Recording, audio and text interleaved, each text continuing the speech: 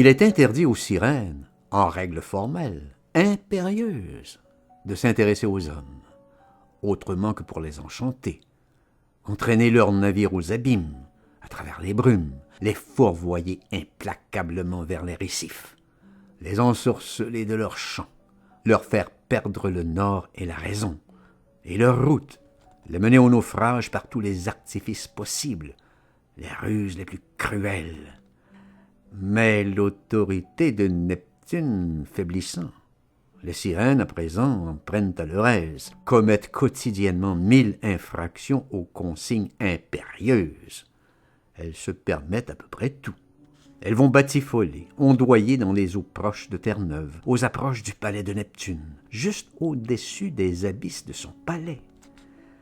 Ainsi, lorsque d'aventure, par un petit Doris à rame, la poste au banc de Terre-Neuve, le courrier des 3 mâts morutiers fait route vers la terre, petit canot dansant d'une crête à l'autre sur les énormes lames, viennent-elles chavirer l'esquif d'un coup de malice, et tout bascule à la mer, s'empare aussitôt du courrier, des lettres, les lisent, cela les amuse énormément, elles qui n'entendent jamais parler d'amour. Les voici ravies, amusées, émoustillées par le courrier des hommes, des matelots.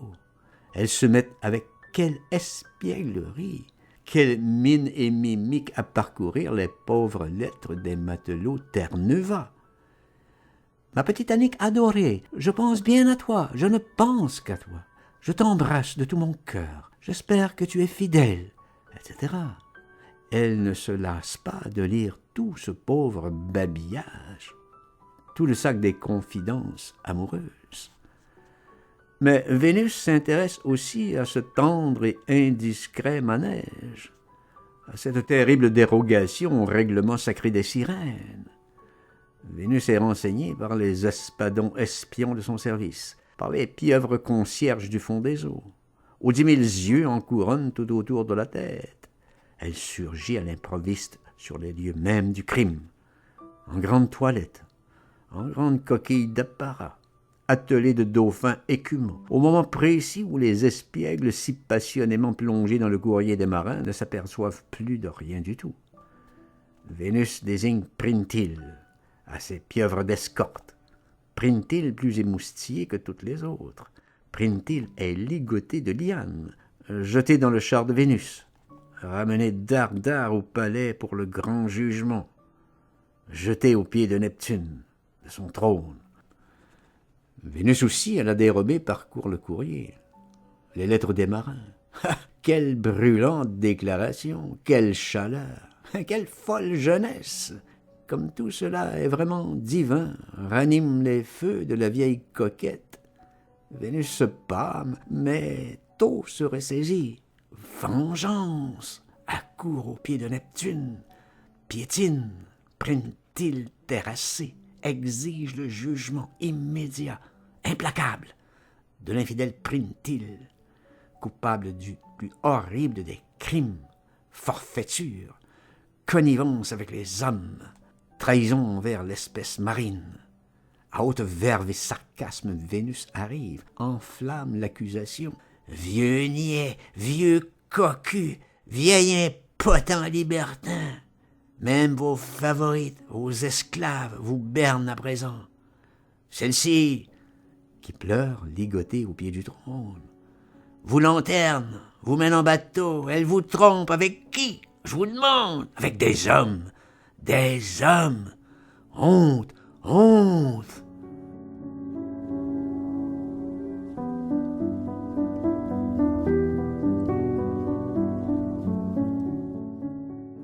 Grande clameur désolée dans l'assistance, 100 000 glou-glou, bulles, trémoussements de nageoires, indignation, horreur.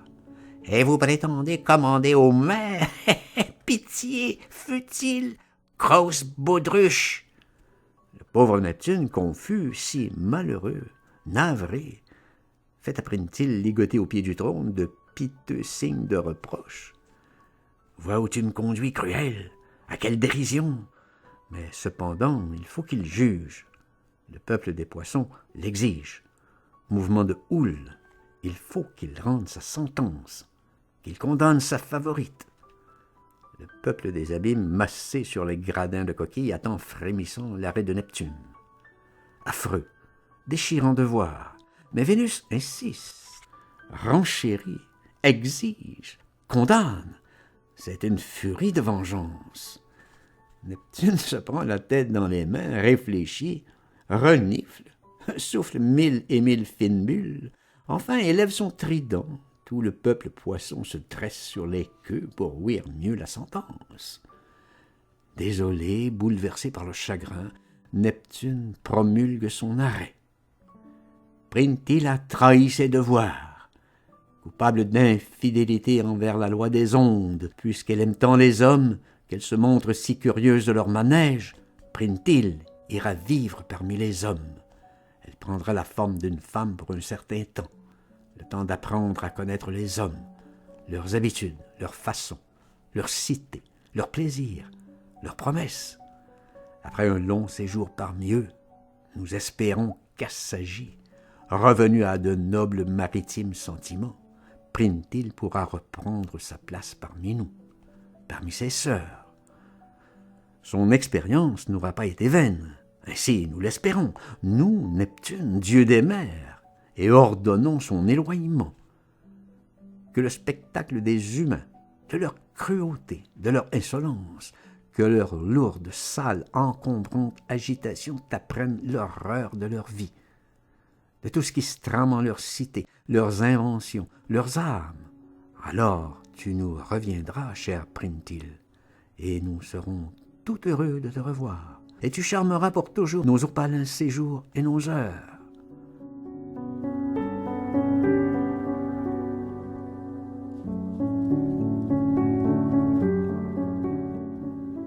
Vénus trouve la sentence bien peu satisfaisante, insuffisante.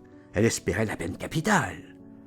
L'assistance est divisée entre les partisans de Printil qui trouvent la sentence beaucoup trop sévère et les partisans de Vénus qui la trouvent trop bénigne. Grand bruit de glou-glou, de nageoires et de pain. Départ de Printil pour l'exil et la pénitence. On a trouvé pour elle dans les armoires d'un paquebot naufragé sur un fond de roc toute une garde-robe, un petit tailleur à sa mesure, un petit chapeau à la mode, les espadons, les poissons nains de service, lui ôtent ses ravissantes écailles, sa longue queue souple. Ceci découvre 2 jambes ravissantes.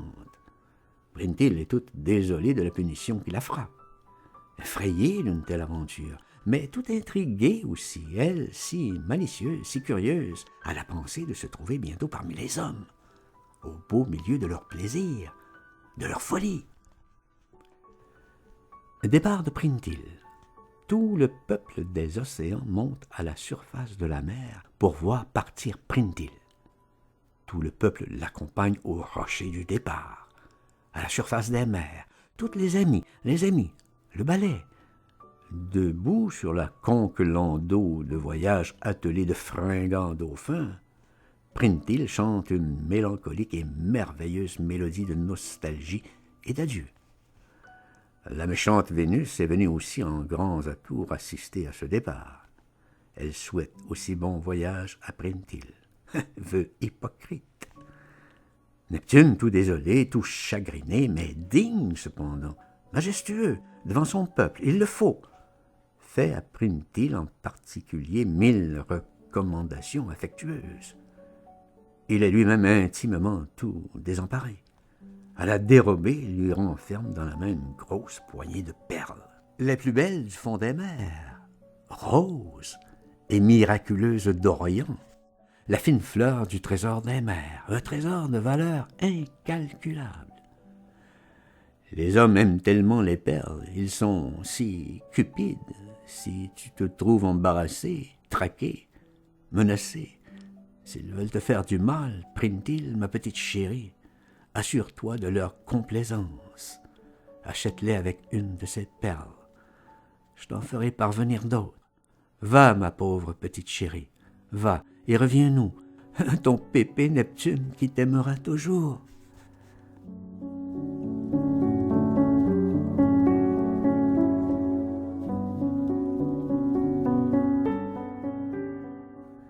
Mais les adieux sont brusqués. Vénus, trop cruelle, ordonne le départ. Assez d'épanchements. De jérémiades, en route. Les fougueux dauphins caracolent. La conque de voyage s'élance, s'envole vers le large, disparaît au loin, très loin, à la crête des vagues. Le peuple des poissons agite encore longtemps queue et nageoires à la surface de la mer. Grand vivat d'adieu. Dans sa conque royale, Vénus, majestueuse, victorieuse, ramène son vieil époux mélancolique au château des abysses, à présent encore plus morose, plus désolé, plus glauque, plus froid aux courants glacés qui déferlent du pôle tout à travers fenêtres et vestibules. On y gèle littéralement, tremblote à la cour de tous les poissons de service, qui ont le nez rouge et les nageoires gelées. Les semaines passent, puis les saisons. Les algues portent fleurs, perdent leurs fleurs. Les feuilles tombent. C'est l'automne au fond des mers. Les vieux poissons souffrent de rhumatisme. Les vieux crabes ont la goutte. On est très mal à la cour de Neptune, beaucoup trop nordique. Neptune, au jour d'audience, reçoit, délégation, cohorte, des plaintes, toujours des plaintes. Les morues, les baleines, les harengs, les langoustes, tout le monde se plaint. Et les sardines, et les phoques surtout, plus plaintifs encore, plus pleureurs que tous les autres, et de plus en plus largement décimés par l'industrie, la navigation pêcheuse, les usines flottantes massacrantes, leurs cargos formidablement armés, qui peuvent en une seule campagne tenir dépecés jusqu'à 300 000 petits phoques sur la banquise. L'on voit l'un de ces monstres navires sur la banquise. L'équipe des marins du capitaine Krog, du grand cargo chasseur, l'Octostrom. La tête du capitaine Krog représente une véritable tête de mort, toute effrayante, anguleuse, impitoyable. On le voit le pic à la main, le capitaine Krog, avec ses hommes, en train de massacrer sur la banquise des milliers de bébés phoques surpris pendant leurs petits ébats. Le sang des innocents phoques gicle partout sur la neige, sur la glace, sur les hommes. Éclabousse le capitaine Krog. L'équipe et le capitaine Krog dansent de joie. La danse du massacre. Le ballet des sirènes donne au palais devant Neptune et Vénus de magnifiques représentations pour charmer les heures. Mais le pauvre vieux Neptune ne pense plus qu'à sa petite Printil, l'exilée, là-bas chez les hommes. Si seule là-bas. Malheureuse peut-être. Que devient-elle? Neptune réfléchit, imagine, se ronge. Il n'en peut plus, laissant toute dignité, majesté en catimini. Il dépêche vers la côte, vers les ports, quelques courriers espadons, particulièrement vivaces, messagers furtifs, espions des ondes, petits futés, vifs, allègres, d'ouïes super fines, qui vont écouter la crête des vagues.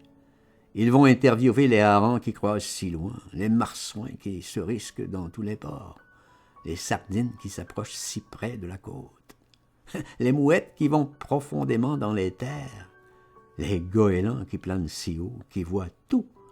Enfin, témérité suprême, ils vont écouter les bavardages des hommes, des pêcheurs sur leurs barques, même en train de pêcher. Neptune fait rafler, culbuter à l'eau par l'âme traîtresse tous les Doris du courrier des bancs. Il organise aux abysses un véritable cabinet noir. Il dépouille lui-même les sacs postaux des grands paquebots naufragés. Il parcourt les revues, les magazines, pour retrouver traces de Printil. Vénus se montre fort irritée par toutes ces incessantes recherches. Elle triomphe cependant, les voyant toutes vaines. La jalousie la porte aux fureurs. Elle fait à Neptune d'horribles scènes qui s'entendent fort au loin. La mer bouillonne, tempête, ouragan effroyable pendant ces violentes scènes de ménage.